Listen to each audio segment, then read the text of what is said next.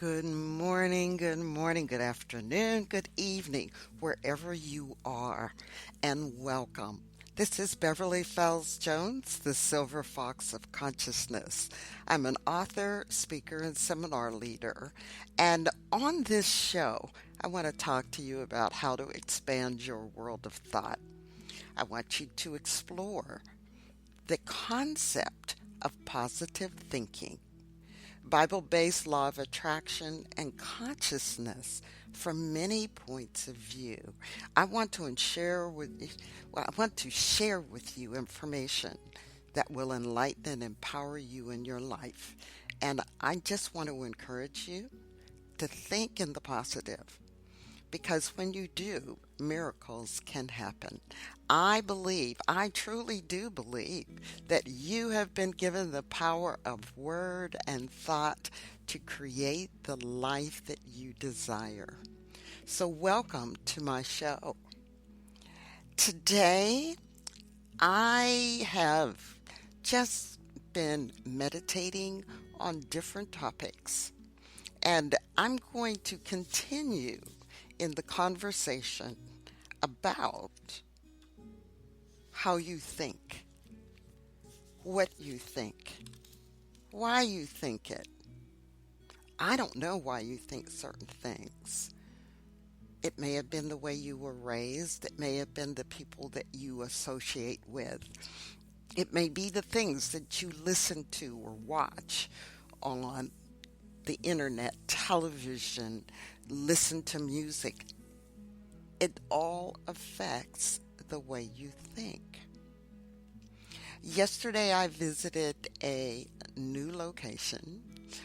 Yesterday was Sunday, and I went to the Cathedral of Light in Carrollton, Texas. It's a center for spiritual living. I want to see and listen to multiple ways of thinking so that I can enhance myself, grow myself, and also to enhance and grow you, my listeners. So the pastor yesterday morning read to me, or us, I should say. Well, sometimes I think it's personal.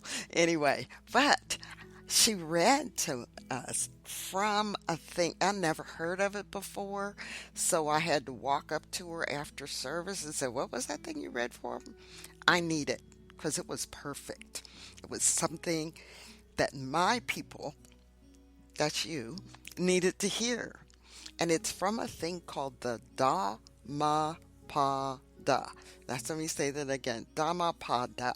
And it's Dhammapada. And it was a specific translation. And I picked up a translation online. And the translation that she used was by a gentleman by the name of Max Miller. The one I picked up happens to be from Thomas Byron. So it was in a different language. But the Dhammapada, and it wasn't pronounced that, you probably said Dhammapada, right? Is an anthology of 423 verses. And it was recognized as one of the masterpieces of early Buddhist literature. Now, some of you want to turn off right there when I said Buddhist literature, but please understand that there are words of wisdom in all kinds of literature. And just because it's from a different organization does not turn off its meaning or its usefulness. So I'm going to read this to you and listen up. And this is just one little section. Section 2 actually is what they call it. Just like the Bible has chapters and verses, this has what they call sections. So section 2. All that you are, and this is one of the things I've been telling you all along, all that you are is the result of what you have thought. It is founded on your thoughts. It is made up of your thoughts. If you speak or act with a pure thought, happiness follows you like a shadow that never leaves. Thought. So if you're listening and you're understanding, you understand why I had to go up and say, "Where'd you get that? What is that? This is perfect. I have to share this." Right? As a result, all that you are is the result of what you have thought. Today, I'm talking from the chapter on limiting beliefs from my book, Christianity, the Law of Attraction, and the One Command. But I'm going to do something first that I haven't done in quite some time. Well, in several podcasts. And that's, let's take a breath and relax. If you're driving while listening to this or operating machinery, either pull over or fast forward or wait until you're in a position to actually close your eyes and relax. Just relax. And I want you to think about your desires. And I'm going to take that one desire. One thing that has been in your thoughts over and over and over again. Whether it's positive or negative. Take one worry that you have, if that's the thought that you've been having. And if it's a negative thought, think about why you're thinking that. Or if you can't really figure out why you're thinking that, take a deep breath in and out. Because I want you to relax. I don't want you to be tense while you're thinking this.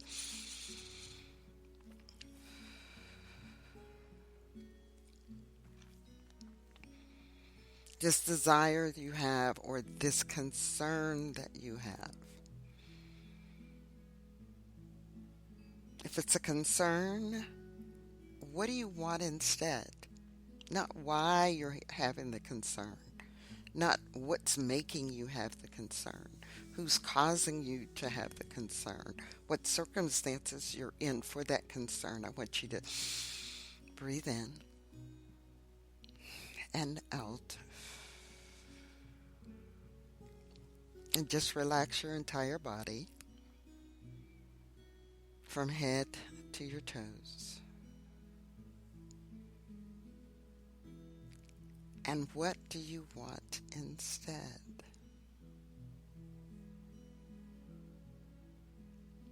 If you're having difficulty within a relationship, what do you want instead? And I'm going to tell you straight up, it's not for the other person to change. It's for something that you can do to change. What is it that you want? Is it a peaceful and loving relationship? Or is it to be heard and appreciated?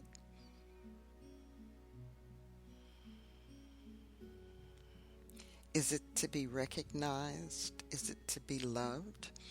What is it that you want, that you have control over? Because the only person that you have control over is yourself. Breathe in and out. When you get what you want instead, or that desire that you have comes about, what does it look like? What is one thing that will happen for you when what you desire, the thing that you want, occurs? Breathe in and out. And so, what is it that you desire? Let's say you're desiring for either a promotion or a better job. Just think to yourself, I command. I have no need to know how I have that new job or that promotion. I have no need to know how my relationship improves. I have no need to know how.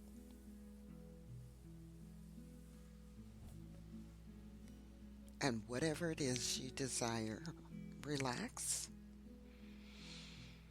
Okay, breathe in and out. There is a power and presence in this universe that controls this universe and controls everything around us. This power and presence is in you, is you, a part of you, helps you, drives you. You have the power and presence to create the life that you desire. You have the power and presence to be, do, and have. You just have to act on inspired actions. Do those inspired actions. Do those things that you know within you, or that comes up within you, or that you dream about, or you find out new information. The means for you to do and be and have is within you, will come to you, and you will recognize what it is that you need to do. There may be things that you know that you need to do right now that you're not doing, and you need to make that change. You need to step up to the plate and recognize what you need to do, what you need to be. Take a deep breath in and out. Take another deep breath in and out. And I'm going to read this one more time. All that you are is the result of what you have thought. It is founded on your thoughts. It is made up of your thoughts. If you speak or act with a pure thought, happiness follows you like a shadow that never leaves. Take a deep breath in and out.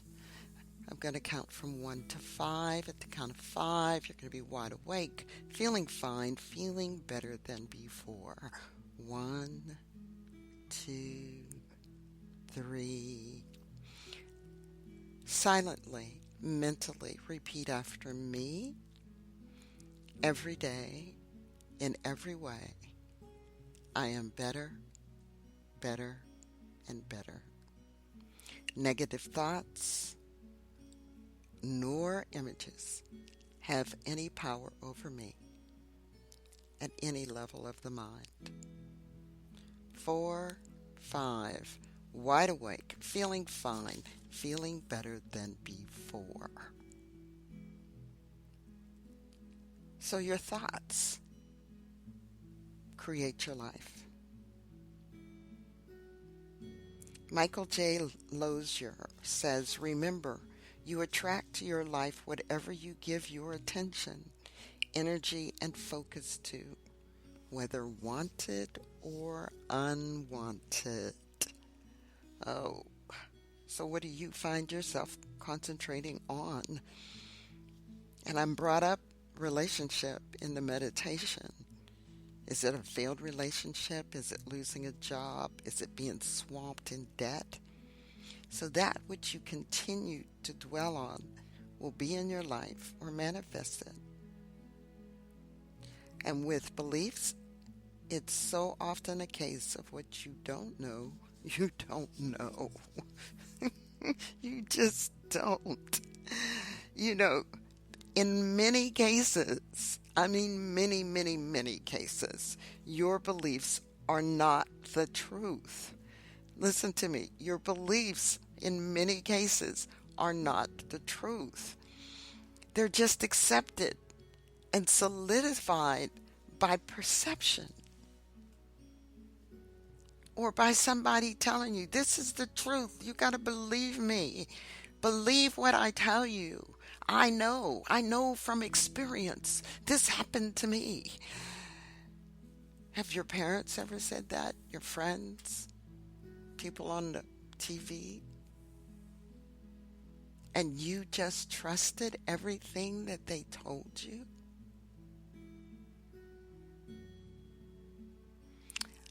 This morning, I did my normal kind of thing. It popped out on YouTube to check out what new videos were there. And there was a video of a presidential candidate at a location. I won't tell you where because you'll know who it is.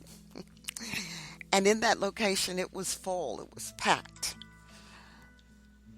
Okay, I forgot to turn off my phone. Anyway, as I was saying, it was packed. And people were there to listen to this person. So I'm not even going to tell you if it's male or female. And I had passed through it several times saying, I don't want to listen to that. You know, that person is this or this person was that. And, you know, I had formed an opinion from the sound bites that I heard on the news or the sound bites I heard from other people. And I happened to notice that it was over an hour, the length of this video.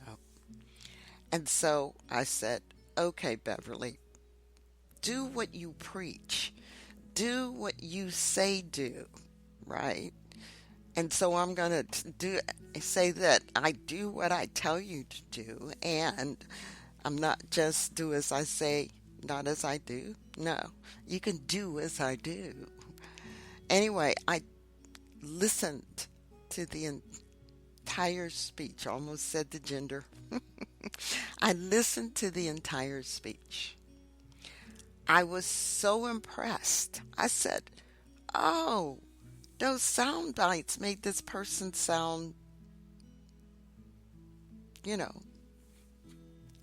I'm not going to say.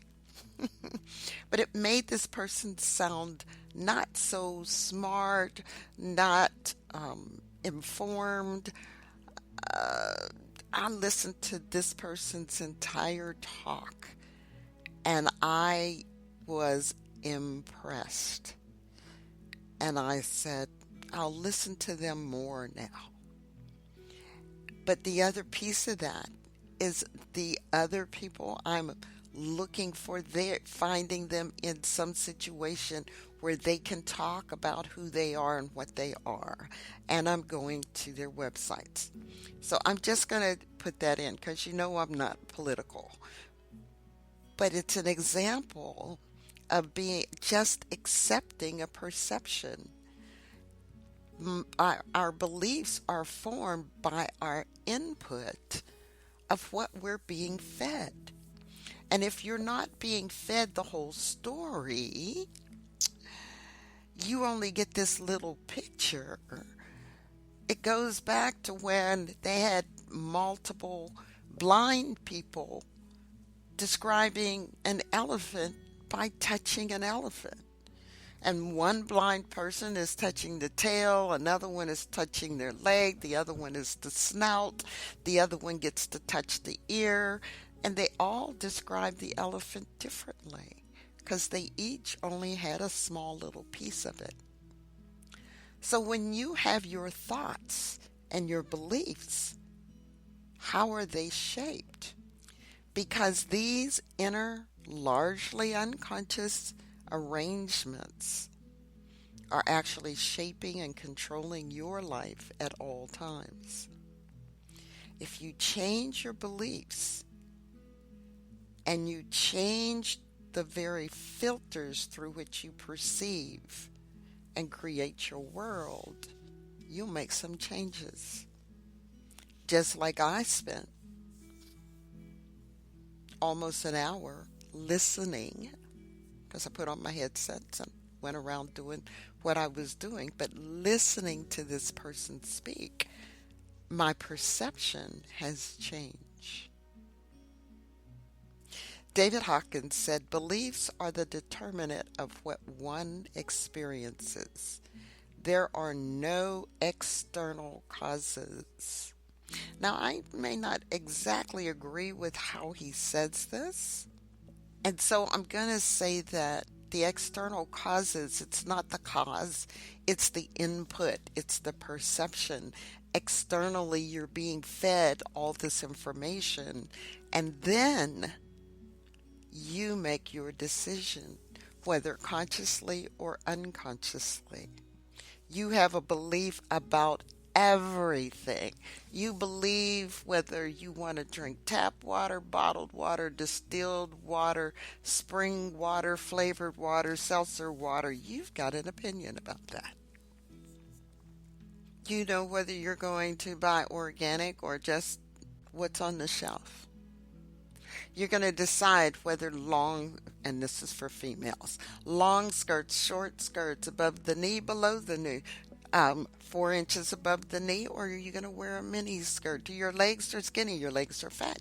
Your calves are, oh, my calves are this, my feet are this. You have an opinion about everything. But consciously, you don't really pay attention to that unless it is brought to your attention. Now, on Tuesdays, I do a thing called Manifesting Napoleon Hill, right? And so in my book, I quote him, whatever the mind can conceive and believe, it can achieve. But the highlighted word should be believe. Because you can conceive a lot of things. I can think of a lot of things. I can think of how I can create, you know, a silk painting, which I do. And I need to get back to because I haven't done it in a while. But what am I going to put on that blank piece of canvas of a silk scarf? What will I do? I can believe, I can conceive of it. But if I can't believe that I can actually do it and make that thing that I'm thinking about come to be, then I'll never achieve it. I'll never put pen to silk to draw that picture and then paint it. It'll never happen if I don't believe in myself. And maybe I don't make it the first time, but maybe I take paper and I draw it and I use watercolors and I paint it and see how I can make it look.